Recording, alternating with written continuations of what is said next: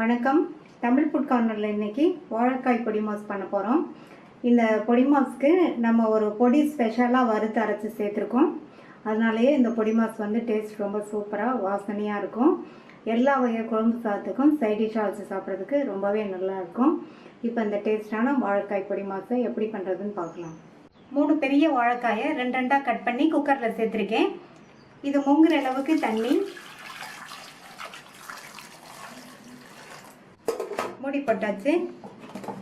Steam வந்ததுக்கப்புறமா wait போட்டு medium ஃப்ளேமில் 3 விசில் வேக வச்சுக்கலாம். மீடியம் ஃப்ளேமில் 3 விசில் வந்துருச்சு. வாழைக்காய் நல்லா சாஃப்டாக வெந்துருச்சு. ஒரு கத்தி வச்சு குத்தினோம்னா இந்த மாதிரி நல்லா பதியணும். இதை வெளியில் எடுத்து வச்சு ஆறுனதுக்கப்புறமா தோல் உரிச்சுக்கலாம். இந்த பொடி மாசில் சேர்க்கறதுக்கு ஒரு பொடி வறுத்தரைக்கணும். ஸ்டவ்வில் ஒரு பேன் போட்டிருக்கேன். அதில் 1 டீஸ்பூன் எண்ணெய் சேர்த்து, எண்ணெய் சூடானதும் அதில் 2 டீஸ்பூன் உளுந்தம்பருப்பு, 3 காஞ்ச மிளகாய், 1 டீஸ்பூன் சோம்பு, 1 டேபிள் ஸ்பூன் கொத்தமல்லி விதை, இதை எல்லாத்தையும் நல்லா எண்ணெயிலேயே வறுத்துக்கலாம். எல்லாமே நல்லா வறுபட்டுருச்சு. உளுந்தம்பருப்போட கலரு மாறிடுச்சு. இந்த அளவுக்கு வறுத்துக்கணும். இப்போ இதை தனியாக எடுத்து வச்சுட்டு அடுத்து இதில் 1/2 கப் தேங்காய் துருவலை சேர்த்து அதனுடைய ஈரப்பதம் போய் அதனுடைய கலர் லைட்டாக சேஞ்ச் ஆகிற வரைக்கும் எண்ணெயிலேயே வதக்கிக்கணும். தேங்காய் துருவல் உள்ள ஈரப்பதம் போய் அதனுடைய கலர் லைட்டாக மாறிடுச்சு. இதையும் தனியாக எடுத்து வச்சு எல்லாத்தையும் ஆற விட்டுறலாம். வாழைக்காயில் உள்ள தோலை உரிச்சாச்சு. இப்போ வந்து இதை மசிக்கணும். ரொம்ப மையாக மசிக்கக்கூடாது. 1-2 இருக்கிற மாதிரி மசிச்சுக்கணும். ஒரு கரண்டியை வச்சு இந்த மாதிரி நல்லா இந்த மாதிரி 1-2 இருக்கிற மாதிரி மசிச்சுக்கணும். இந்த மாதிரி வாழைக்காயை நான் இன்றைக்கி குக்கரில் வேக வச்சேன். நீங்கள் அதுக்கு பதில் ஓப்பனில் வேக வைக்கிறதுனாலும் இந்த மாதிரி சாஃப்டாக இருக்கிற மாதிரி வேக வச்சுக்கோங்க. வறுத்து வச்சதெல்லாம் ஆறிடுச்சு. ஃபஸ்ட்டு வறுத்த மிளகாய் பருப்பெல்லாம் இந்த மிக்ஸி ஜாரில் சேர்த்து இந்த மாதிரி கொரகொரப்பாக அரைச்சிட்டு வதக்கி வச்ச தேங்காய் துருவலையும் இதில் சேர்த்து மறுபடியும் 2 சுற்று சுற்றி எடுத்துக்கலாம்.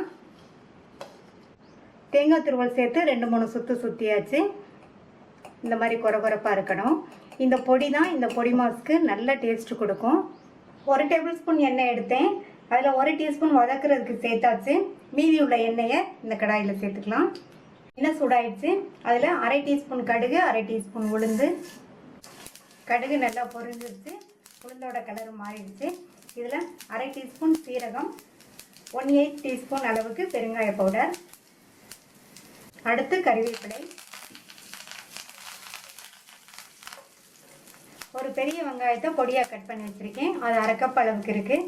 அது சேர்த்துட்டு இந்த வெங்காயத்தை ஒரு 2 நிமிஷத்துக்கு வதக்கிக்கணும். வெங்காயத்தை வதக்கியாச்சு. அடுத்து 1-2 மசிச்சா இந்த வாழைக்காயை சேர்த்துட்டு இந்த வாழைக்காயை நல்லா எண்ணெயிலேயே மறுபடியும் நல்லா இந்த மாதிரி பரட்டி விட்டுக்கணும்.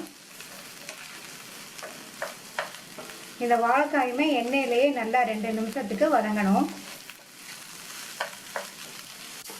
வாழைக்காயை நல்லா 2 நிமிஷத்துக்கு வதக்கி விட்டாச்சு. அடுத்து நம்ம அரைச்ச இந்த பொடியை சேர்த்துக்கலாம். பொடியை சேர்த்ததுக்கப்புறமா இதுக்கு தேவையான அளவு உப்பையும் சேர்த்துக்கலாம். உப்பு இந்த ஸ்டேஜில் சேர்த்தா போதும். சேர்த்துட்டு நல்லா எல்லாம் ஒன்றா மிக்ஸ் ஆகிற மாதிரி கலந்து விட்டுறணும்.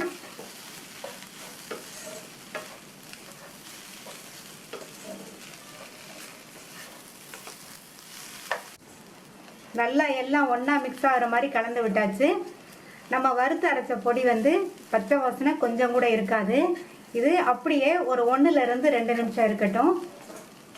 இப்போ 2 நிமிஷம் ஆச்சு. நம்ம சேர்த்த பொடியெல்லாம் இந்த வாழைக்காயில் நல்லா மிக்ஸ் ஆகி நம்மளுடைய வாழைக்காய் பொடி மாஸ் சூப்பராக ரெடி ஆயிடுச்சு.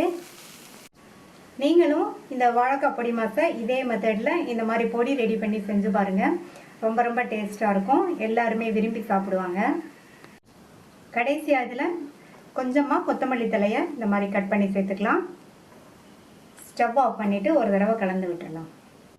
நல்ல கமகமன் வாசனையோட சூப்பராக டேஸ்டான பொடி போட்ட வாழைக்காய் பொடி மாஸ் ரெடி ஆயிடுச்சு.